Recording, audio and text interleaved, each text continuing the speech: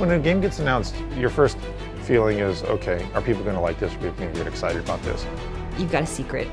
A little bit of a secret, and you want to share it with everybody because everyone's going to be super excited once it comes out. The atmosphere in the office is just incredibly hectic.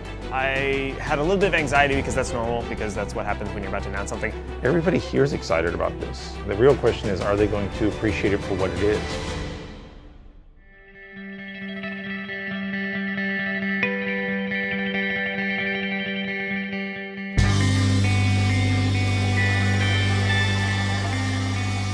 The things that we think about and get really anxious about in the continuation of, such a big franchise like Borderlands is always are we providing something in the game that fans are going to react to and want? Sometimes I'm a little nervous that people will look at this and say, why isn't it Borderlands 3?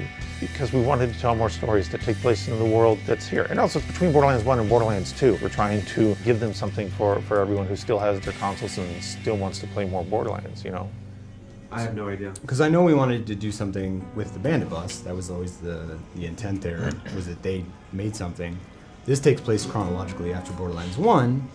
That could literally be the blue bus from Borderlands 1. They just stole it, or however. Okay. The idea that they somehow got a hold of that bus and then threw bandit crap on top of it is pretty good.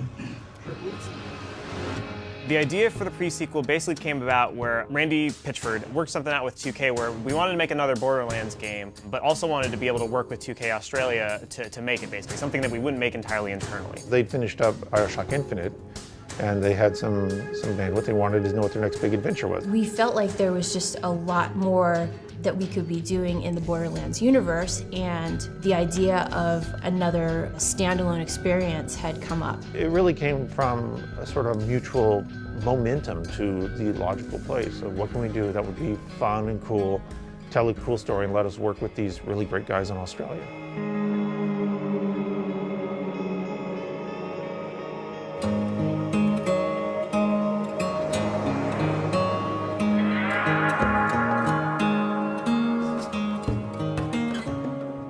If we continue with that flip, here it won't be able to aim at you, it won't be able to shoot at you because it's not facing you. Yeah.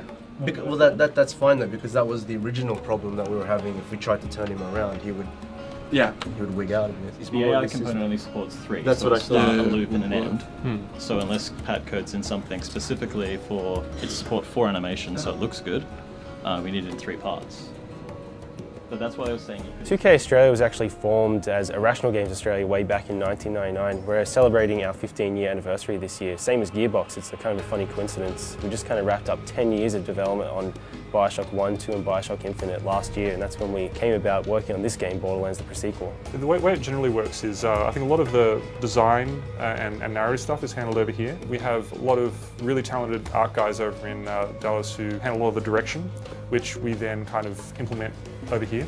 So there's a lot of different studios working on this, and we have to sort of juggle between it, but it seems to work pretty well. We've found a lot of similarities between the way we work, to the point where our strengths just come out naturally. I never would have expected that Australians would get along really well with Texans.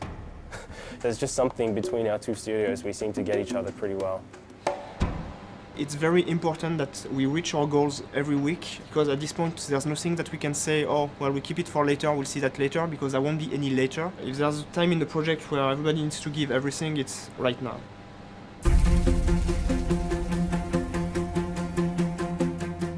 Gearbox is enabling Australia to really bring their creative vision to it, but Australia is respecting the experience and everything that Gearbox has done to build the brand. I mean, I am happy to take some credit for Borderlands generally existing. I'm actually really proud of that, but it doesn't exist without Gearbox and the team, the people, and there's some really cool stuff that shows up every day. You go peek over someone's shoulder or wander in the designer room and see somebody building something that I never thought of, never imagined. It's 2 great teams working on this project, doing some really, really fun and cool stuff.